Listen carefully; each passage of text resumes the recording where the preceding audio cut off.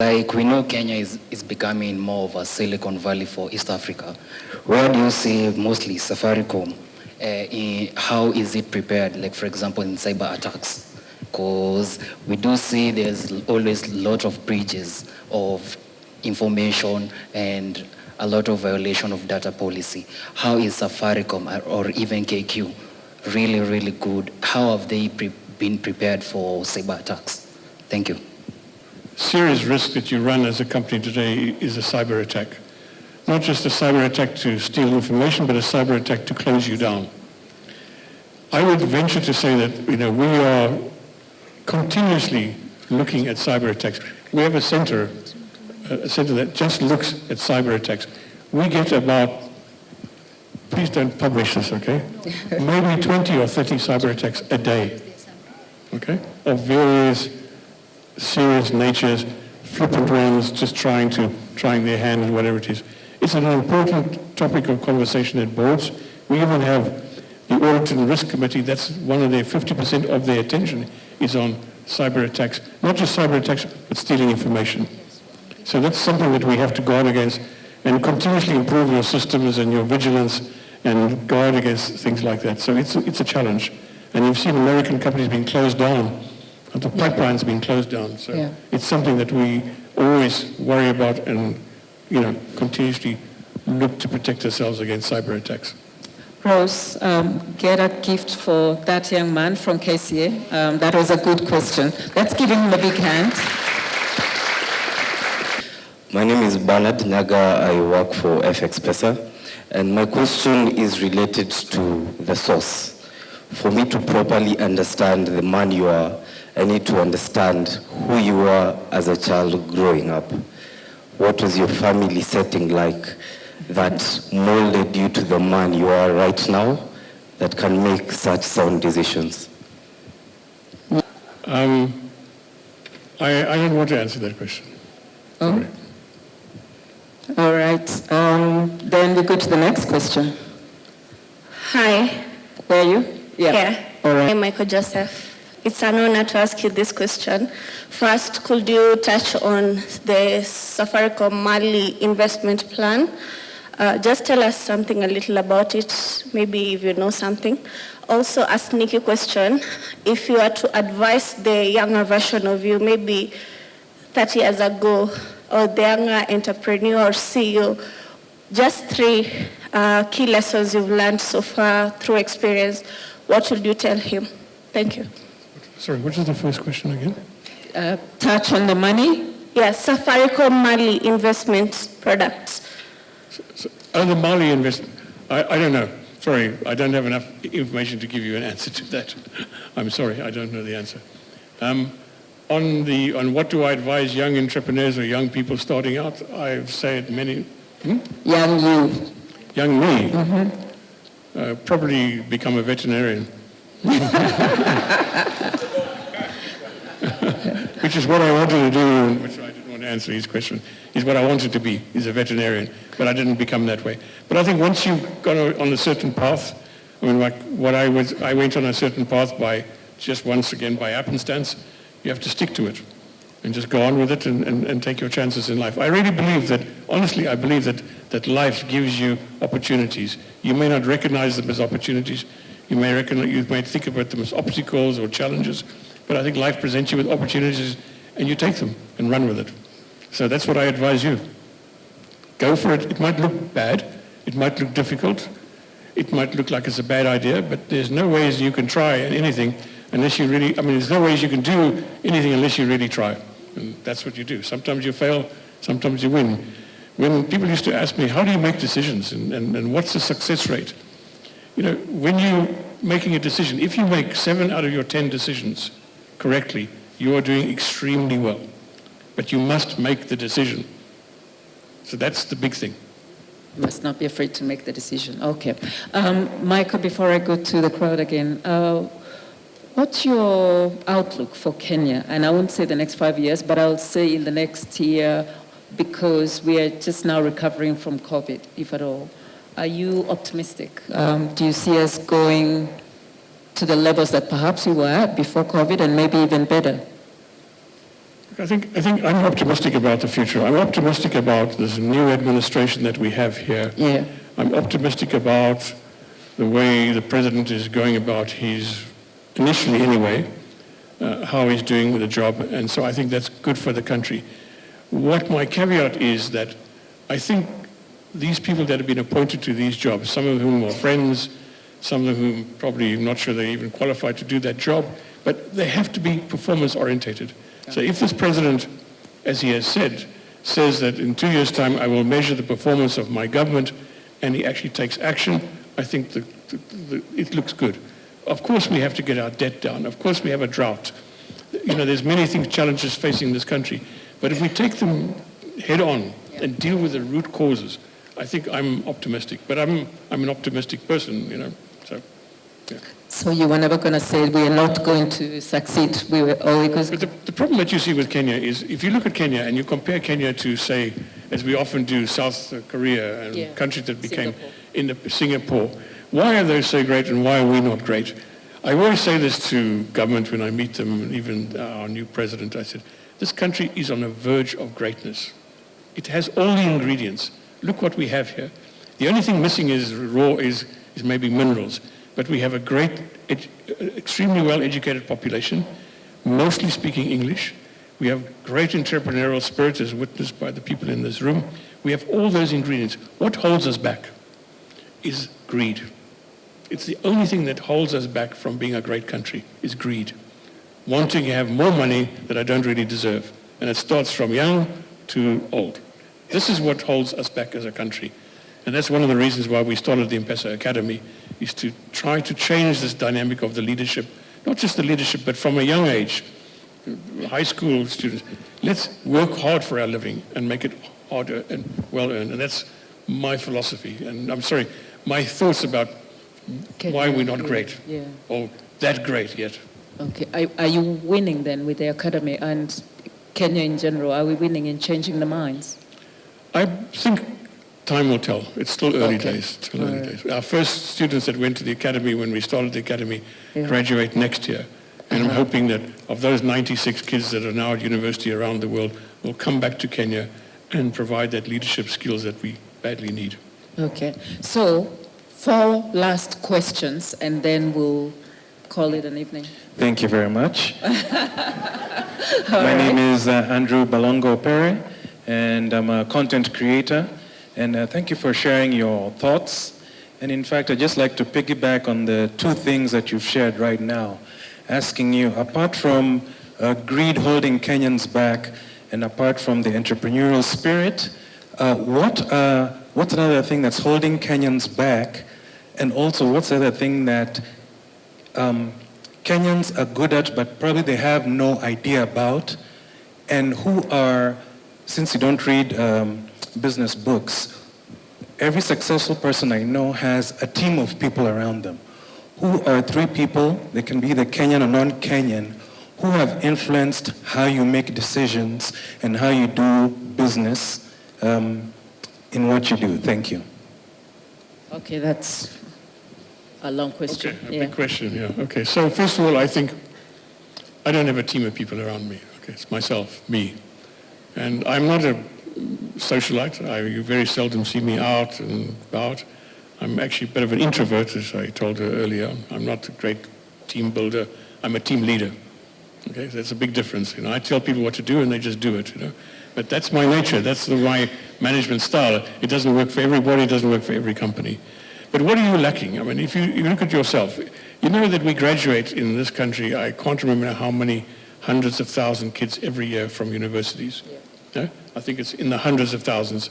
I mean, I was the chancellor at Maseno University. I think we graduated every year over 200 kids graduating from university with some degree or other. I don't think the degrees are great, but nevertheless you have a degree. But there's not enough jobs for everybody. And we have to get to grips with that, is the job creation. Not all of them can be entrepreneurs. Not all of you can be content creators or whatever it is. We have to get to grips with that is the biggest thing, is job creation or doing a job anyway, even if you have to do it yourself. I think that's the big thing, I think, is the next thing that we have to do. Is, are we creating this, this environment for people to work and want to work, and not just try and find some money some strange way. All right. Dana, do you have a question? Hi. Yeah. Thank you, Irene, for this. And Michael, I just want to thank you for making time. It's just been fascinating listening to your story. My question is really just to ask for some introspection. If you can quickly reflect, just listening to your story, it just seems like there's been many serendipitous moments, just leading from one to the other into falling into place. So 2 questions or 2 times in your life, one in Safaricom and one just generally, where you wish you would have done something differently, or if you could have changed it however which way. If you could give us one from anywhere in your life and then one particularly from Safaricom. Thank you. Yeah, go ahead. 2 questions. Okay, perhaps I can take the advantage or take my advantage of having the microphone, of changing your question. I made, and this is a quite important point, that I made a mistake at Kenya Airways, which I think is an important thing to think about. When I hired the previous CEO, a wonderful man, very, very smart, knew the industry backwards, and really could have made a huge difference to Kenya Airways. But I made one mistake with him, is I allowed him to hire his colleagues, his compatriots from his country, as his senior advisors. It was a big mistake on my side, because what happened was we had them and we had us. And we created this challenge within the company that could not be overcome until he left. It was a mistake on my part to allow that to happen. And I think if I had to do it again, I would have stopped it at that point. But what you have to think a little bit about, you think this is a great idea, bring in all these experts from outside the country, bring them to the country, and they'll help us get the airline over the hub. It was a mistake, because the local people did not ever accept it, because it was all foreigners. And that's you have to avoid. I don't think if I look back in Safaricom, probably I made some silly decisions in terms of products that I launched that was duds, if you can say that. But I don't think I made any serious things that I would go back and redo in Safaricom. In my life, when I look back on life, I think I cannot complain. Yes, I had a hard time.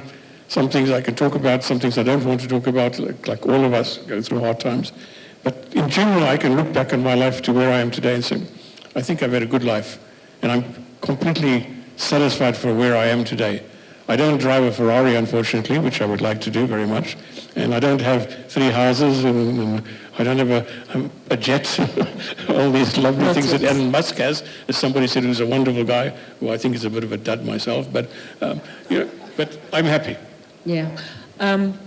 You get a hamper, do you not? Hello. Hi, Michael. My name is Mehul. My question surrounds the corporate culture in Safaricom. You've built a great corporate culture there, more so customer-centric. How did you develop it, and how did you instill it? And on the flip side, we've got Kenya Airways, where we know the corporate culture is not that good, and as customers, we do face the brunt of it. Is there any plans in place to change that around? Honestly, I think both companies don't do a great job. Okay, I mean, you may say Safaricom is a great company, corporate customer-wise. We are customer-centric. We are in word customer-centric. Maybe not in deed all the time. We have, we are not as good as I think we should be, and maybe as you think we are. I'm happy to hear you think we are, but I think we could always do better. I mean, customer-centric or looking after your customers is always challenging, because your customers change all the time, and you make many mistakes. The challenge when you come to an airline now is whatever mistakes you made is always amplified. Yeah. You can't make little mistakes in a Kenya Airways. If your plane is late and somebody misses their flight, or I've had some friends in this very room saying that Qatar is better because they have a big wide body, or whatever it is, I had to change my ticket and it cost $5,000 to change it, whatever it is. It's very difficult to change that, but I think we're doing a much better job. But you have to focus on it all the time, and you have to find out what's really happening. Sometimes you get an email, and I get quite a few emails from customers who are irate and think this is a terrible airline. I'll never fly you again because you lost my luggage in Amsterdam or France or Paris or something like that. Yes, it happens. It happens to every airline in the world, not just Kenya Airways, but they think it's only Kenya Airways that's at fault. So it's an ongoing job.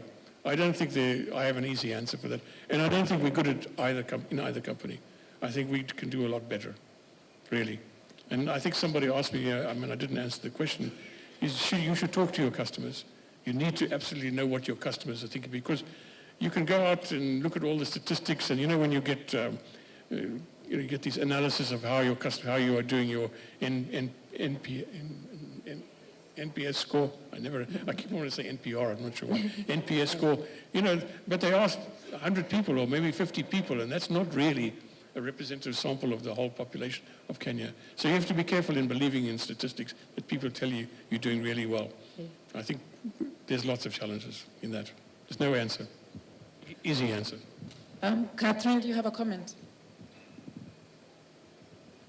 Yeah. Okay. An insurance company, they're the worst in the world. We really aren't. Okay, my comment is more as a marketer. And just so you know, I've dealt with both Kenya Airways when I was in the agency and Safaricom. And what I have noticed is that marketing has changed for Safaricom, and I think it was a conscious decision on your end. The way we used to spend grand money, I have spent a lot of money on Safaricom. You have made that decision to reduce on how much you spend on grand campaigns, but make sure that you're still talking to us as audiences. What led you to make such decisions? Good question. She gets a hamper. But sorry, when was that?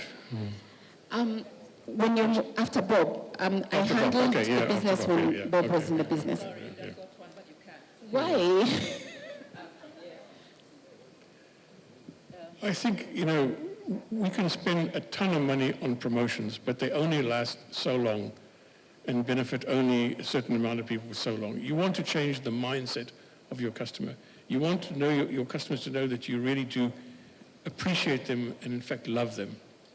And this is a word that doesn't come up often in marketing campaigns, that you want your customers to love you, not like you, love you, and you to love them. And I think this is what I think promotions are all about.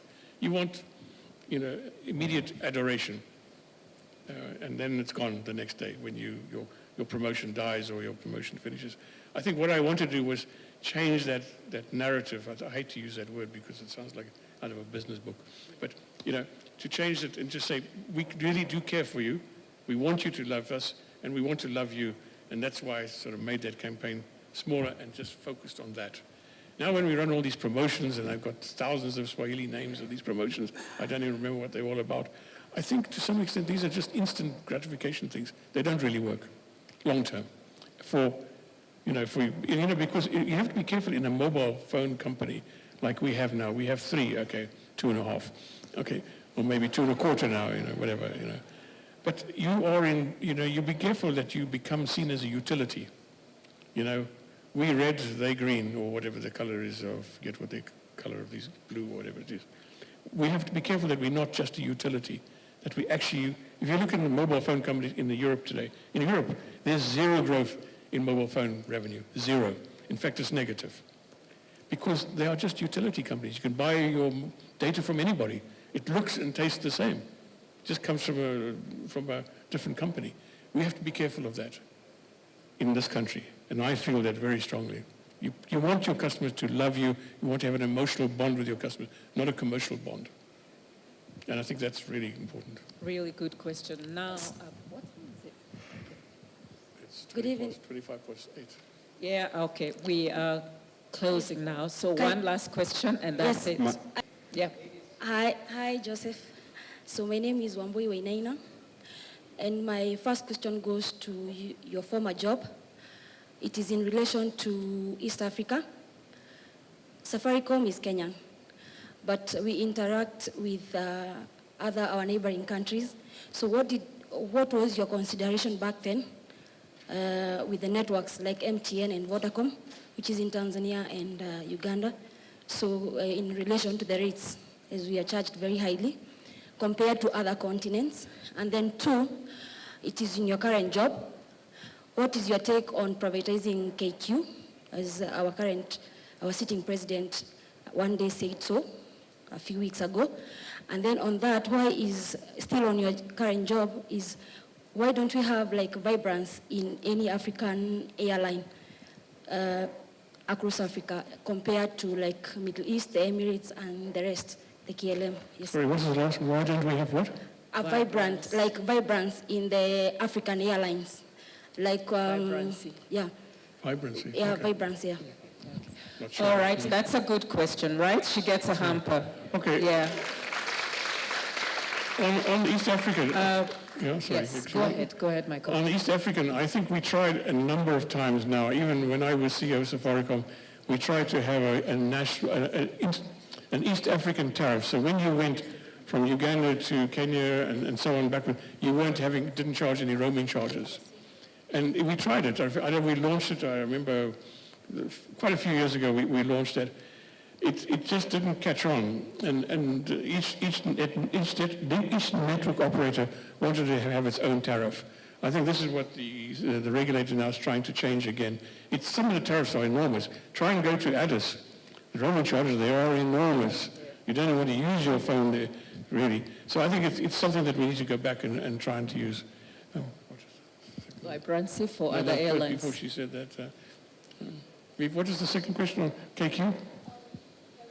Privatization. Oh, what the president said in an off-the-cuff remark, I wish he hadn't said what he said. But sometimes politicians love microphones, and say things they shouldn't say. I think, we looked at nationalization as opposed to privatization of Kenya Airways. And we had a very good nationalization bill. It wasn't called national, it called an airline industry bill in Parliament, which would have put the airport and the airline together into one organization, and with that we had to nationalize the airline and buy out the banks and the private and the small shareholders. However, when it went to Parliament, they took the bill and they put in clauses in there which made it inoperable. For instance, we had put in the bill that we should be exempt from the State Corporations Act, from the Public Procurement Act, a number of things. Parliament put it all back in again. Therefore, it would never have worked. If you want to take 1 year to buy a chair, it would kill your airline and your business. So we had to abandon the nationalization bill. Privatization, I'm hoping that at some point in the next 2 to 3 years, this will, not even less than that this will happen, that we will take the airline.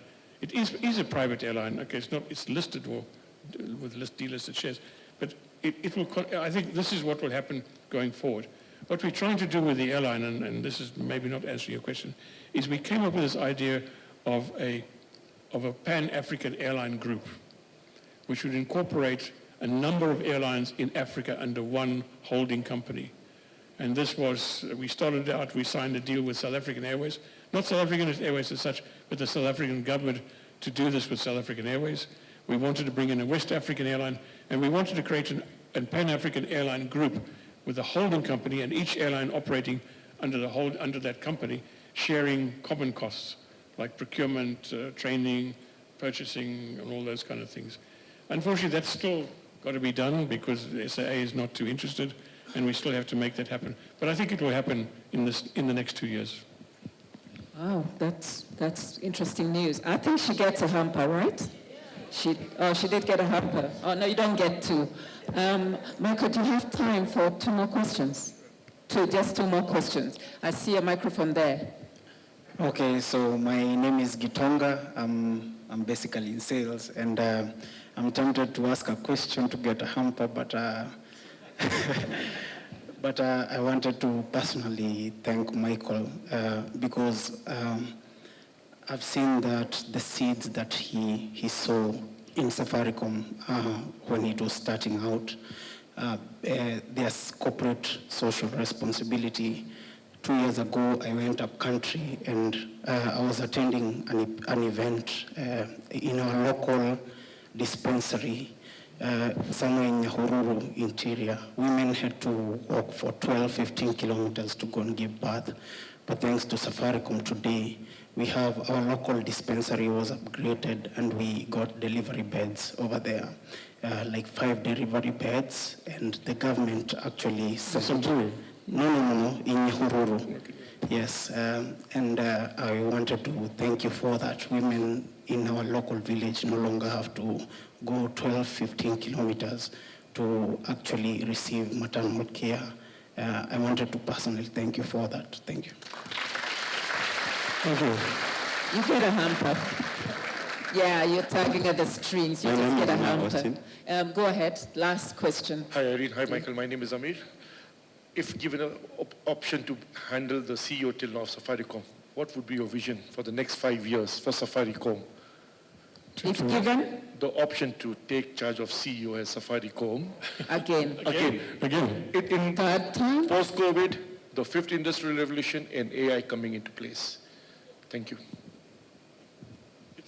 Okay. This is quite a difficult question to answer because there is a CEO in Safaricom, and he's there to stay. But given the option, I think what I would do is I would use the technology that we have, and we have a big technology base with thousands and thousands of base stations. We will have, by the end of this year, 4G everywhere. But for me, what I would do is, first of all, I would upgrade all our sites to 5G, because 5G is a phenomenal technology, and that gives you data it's unbelievable. Okay, expensive, but so what? It should be done. But then I would expand what we do and expand us sideways. I would go more into agri-tech. I'd go more into education. I'd go more into health. Even health, he mentioned about the clinic. But can you imagine if we could do an operation in that clinic guided by surgeons in Nairobi? And that's possible. It's imminently possible. But I think I would broaden that spread using the technology base we have. But first you have to invest in 5G. And that's the challenge that you have, is you need the spectrum. You need to get rid of all the 2G phones in this country because we don't have sufficient spectrum, so we have to take that spectrum. That's what I would focus on going forward in Safaricom, because, as I said, you can concentrate on voice and data. You always make money from voice and data, but that's not what's going to keep you going success and growing as a company. Because you can see now what's happening. You're at flat growth, negative growth. Here we're in single-digit growth already in voice and data. So if you want to really expand and grow, this is what you need to do. And that's what I would do. All right, and the very last one, Michael, I'll ask Sophia to give us a comment, a question, anything, because you've been very helpful through this whole process. There's a microphone, Yeah, good evening, everybody, once again. I'm so pleased to see everybody here today. I didn't know it was going to be this big. When Irene actually talked to us and said she wanted Michael to come and talk to people in Nairobi, I didn't think that it was going to be this big. So I want to say thank you so much for coming. Thank you for talking about the Nyahururu Hospital. I work for the foundation, and I'm very, very passionate in what we do at the foundation. Thank you, Irene, for arranging all this. And I hope everything goes well. Don't give away everything, because you'll be a speaker soon. So leave it for your time. And so, everyone here, who got something out of today's session? Just a show of hands. Okay, then I'm not wrong if I ask Mr. Michael Joseph to come back again in about 6 months, and we'll reassess where we are, right? No. Right? Yeah, because he was very generous today, and he has answered most of the questions. So I'll quickly ask Mr. Ashok Shah to give us a vote of thanks for everyone here, but particularly for Michael Joseph for just making the time. Yeah.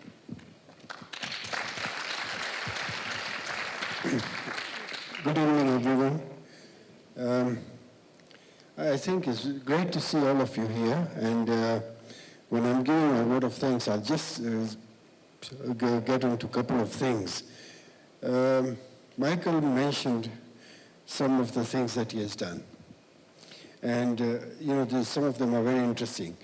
There was several years ago when Safaricom was very new, and Michael was, wanted to go ahead and get the network going. And we were together with him and the contractors that they had to put up the sites, the masts.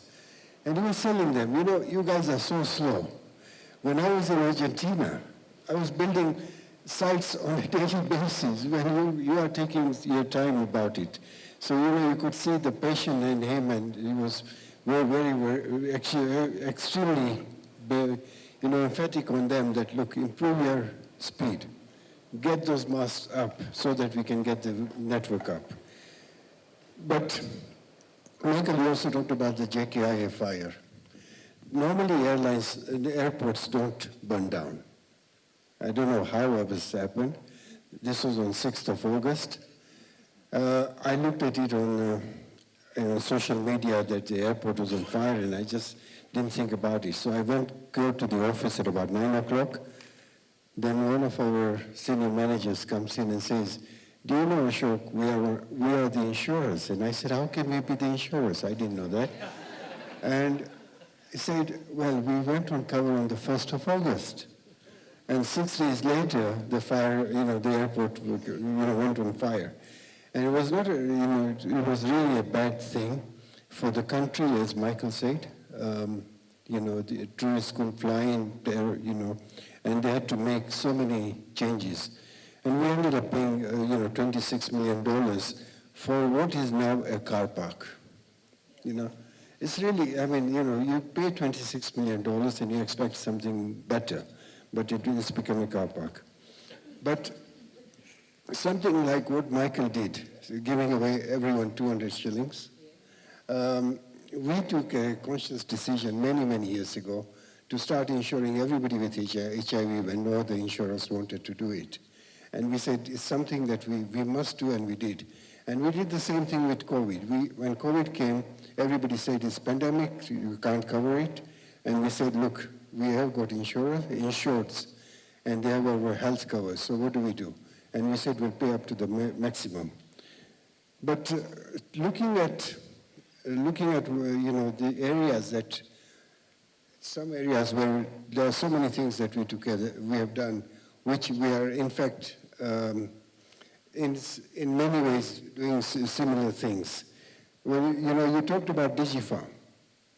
We insure DigiFarm, and we are looking for numbers. We've got about, we are insuring right now about 1 million farmers, smallholder farmers.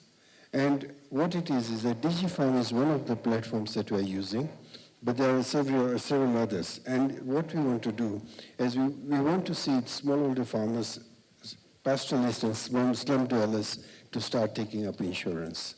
And the only way we can do it is by using your technology and making sure that we can get to them digitally. But when it comes to seeing what has happened, what's happening, we would like to seriously say thank you to all of you for coming today.